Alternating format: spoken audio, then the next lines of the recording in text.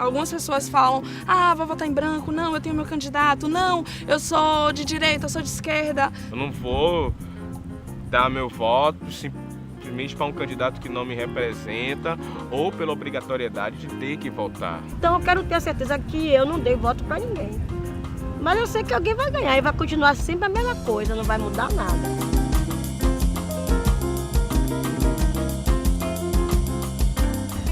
Meu nome é Jéssica Menezes, tenho 25 anos e sou estudante.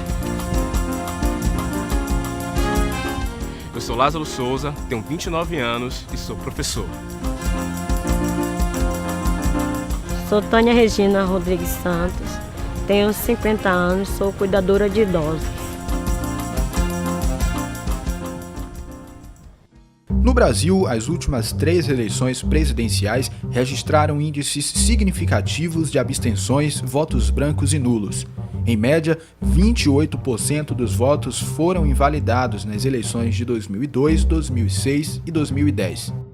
Jéssica, Lázaro e Tânia fazem parte do universo de eleitores que, em algum momento, resolveram invalidar seus votos. Mas o que os levaram a optar por esse caminho? Todas as vezes que eu votei branco ou nulo, foi pelo motivo de que os candidatos que estavam disputando as eleições não atendiam aquilo que eu achava coerente. Então, nessa ausência de representatividade, eu acabei optando por votar nulo, anulando o meu voto, ou em branco, para que viesse, nesse caso, a facilitar a eleição daquele que estivesse mais à frente. Eu vou votar nulo porque chega de tanta injustiça, de tanta hipocrisia, tantas promessas que ninguém faz nada.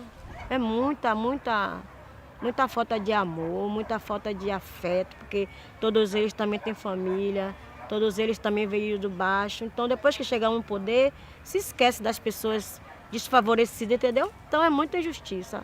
Eu já deixei de votar por questões minhas mesmo, mas assim, eu acho que é muito importante antes de votar, eu não voto nulo, porque assim, é o meu direito de exercer o voto, de escolher o meu candidato, né, de dizer, é essa pessoa que vai me representar. Então, se eu não votar, eu votar nulo, o que acontece, né? Um voto faz diferença. A linha que tenta definir a diferença entre a abstenção e o voto nulo e o branco, ela é muito tênue, né? Muito fina, mas existe. E isso diz respeito ao seguinte: quem não quer votar, nem lá comparece. Então se abstém de votar. Mas quando a pessoa se dirige à urna, né, digital, como é o nosso caso, e ela expressa o seu desejo como cidadão de dizer, vou votar em branco, ou votar em nulo, ela está exercendo sim uma atitude política de protesto. O voto de abstenção é aquele que é totalmente indiferente à política. E aquele que vai até a urna e vota, ele não é totalmente indiferente. Ele quer expressar o seu protesto. Estou votando nulo porque eu não concordo com esse sistema. Voto em branco também porque eu acho que não tem ninguém a me ofertar possibilidade de atendimento às demandas que eu defendo. Tecnicamente, ainda há muitas dúvidas. Votos brancos e nulos podem cancelar uma eleição? Qual a diferença entre voto branco e voto nulo? Eu optei o nulo porque o marido da minha sobrinha, ele é uma pessoa muito informatizada, sabe tudo, né? Então eu fiquei na dúvida e procurei saber. E ele disse a mim, tia, a senhora vota no nulo, a senhora bota qualquer número lá, então não vota em ninguém. Se a senhora me explicou lá, então eu decidi votar nulo. Mas as pessoas, na realidade, não têm o conhecimento do que significa o voto branco, do que significa o voto nulo. É importante você estudar. Até eu mesma, não estou falando só para os meus colegas, estou falando para mim também, que é importante eu entender o que é que significa esse voto branco, o que é esse voto nulo. Os colegas falam, vou votar em nulo, vou votar em branco, porque não tem o conhecimento. Quando você não tem o conhecimento, você age de forma ignorante, né? De forma burra. Na minha opinião, quando você anula seu voto, aquele voto ele não vai ser computado para nenhum candidato. Quando você vota em branco, esse voto ele pode ser utilizado como critério de desempate para algum candidato que esteja mais à frente, para, nesse caso, aumentar essa margem. Bom, essa questão, na verdade, não procede. Época de eleição sempre surge esse boato, né? Agora, com a internet, por exemplo, é muito comum as correntes, as pessoas pedindo para anular o voto, vamos anular o voto, se a maioria dos votos forem nulos, tem outra eleição. Na verdade, isso surgiu a partir do artigo 224 do Código Eleitoral, que diz que caso a maioria dos votos sejam anulados, teremos uma nova eleição com novos candidatos. Só que o direito é muito dinâmico. O direito não se baseia apenas no que está escrito na lei, mas principalmente no que se interpreta do que está escrito. Hoje, a Justiça Eleitoral entende que se 90% do eleitorado não comparecer às urnas, votar nulo ou branco, a eleição será decidida pelos 10% que votarem validamente. Hoje em dia não existe juridicamente nenhuma diferença entre voto branco e voto nulo. Voto branco ou voto nulo tem a mesma finalidade, jogar o voto fora no sentido jurídico da questão. Como é que a eleição pode ser anulada então? Quando os votos são anulados pela Justiça. Vamos imaginar que o candidato vencedor, com mais de 50% dos votos, depois da eleição, tem o seu registro de candidatura cassado.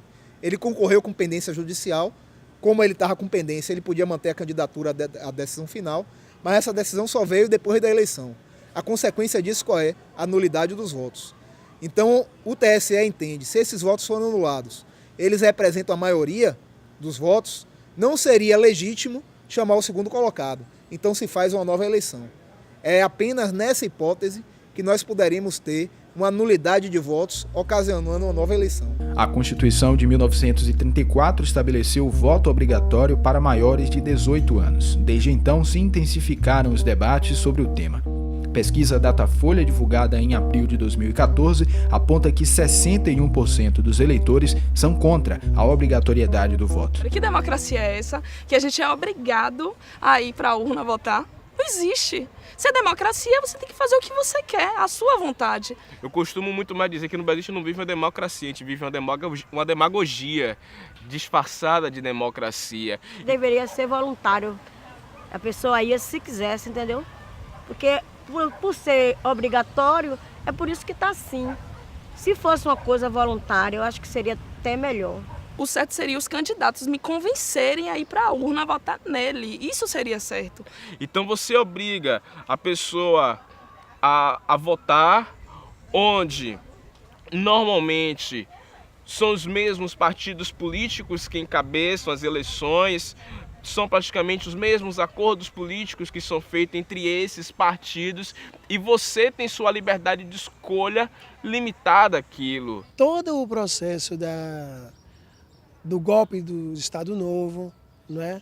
Dos anos 50, nosso país, da ditadura militar, colocou na cabeça de alguns especialistas e de alguns políticos importantes do nosso país que, dando a obrigatoriedade do voto, facultaria, em paralelo, um certo amadurecimento político na nossa população para que um dia não precisássemos mais desse instrumento de obrigatoriedade do voto.